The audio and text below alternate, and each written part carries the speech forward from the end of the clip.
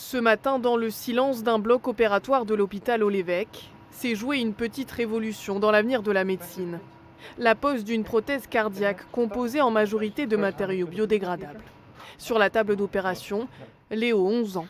Nous le rencontrons avec sa mère quelques minutes avant son entrée au bloc opératoire. Je sais que les médecins, ils savent faire parce que c'est leur métier, quoi. Je sais que ils connaissent les manœuvres et tout. Mais je suis quand même stressée. Léo souffre d'une malformation cardiaque congénitale, un trou entre deux parties du cœur qui ne sont pas censées communiquer. Une pathologie bénigne, mais qui peut entraîner des complications tardives. C'est vrai qu'au quotidien, c'était pas lourd pour Léo, mais c'est vrai que tous les ans quand même, notamment pour le sport, on se posait des questions. Il a voulu faire de la plongée par exemple, et on sait que c'était pas possible par rapport à ça. Ce sera un soulagement de se poser moins de questions maintenant. Pour soigner la pathologie de Léo, ces deux cardiologues placent une prothèse à l'aide d'un cathéter et rebouchent ainsi le trou au niveau du cœur.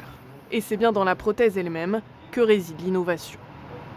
Contrairement aux autres prothèses de première génération, elle ne contient aucun élément métallique et elle va même plus loin puisque la moitié de ses composants sont biodégradables, c'est-à-dire qu'avec le temps et la cicatrisation, les composants de la prothèse vont être digérés en fait, par l'organisme, ce qui va faire que le patient à terme ne portera que très peu de matériel prothétique.